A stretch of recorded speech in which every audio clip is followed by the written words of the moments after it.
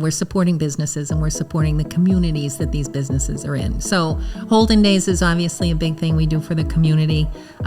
Scholarship Scramble Golf Tournament. We need to give back to the schools in the hopes that these students who are going into business are going to replace us someday, right? So that's really important. And we started the Scholarship Scramble Golf Tournament 18 years ago. And since then, we have awarded $120,000 in scholarships.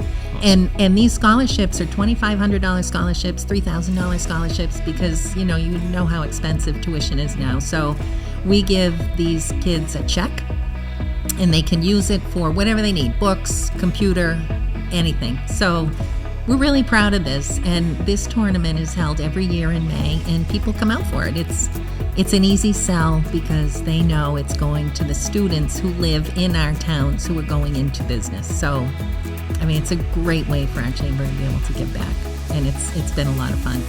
So yeah, that, and then I love to travel. I've always loved to travel. It's a passion of mine. So about 10 years ago, we went on a trip to China. I took 55 people to China because there was a group who just worked with chambers in case they wanted to build connections in China, business to business. Well, that was just the start. And then since then, now we've just shifted to fun travel.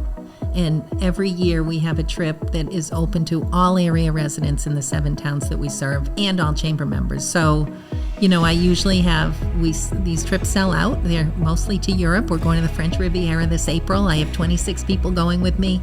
I have a wait list with a couple people on it because a lot of people want to travel. They want to travel with a group so that they don't have to think when they get there, right? Nothing you have to do. We work with Colette, who's very professional. They're based in Rhode Island, and their tours are fabulous, top notch all the way. And it has just become something we do every year. So it's another nice community thing.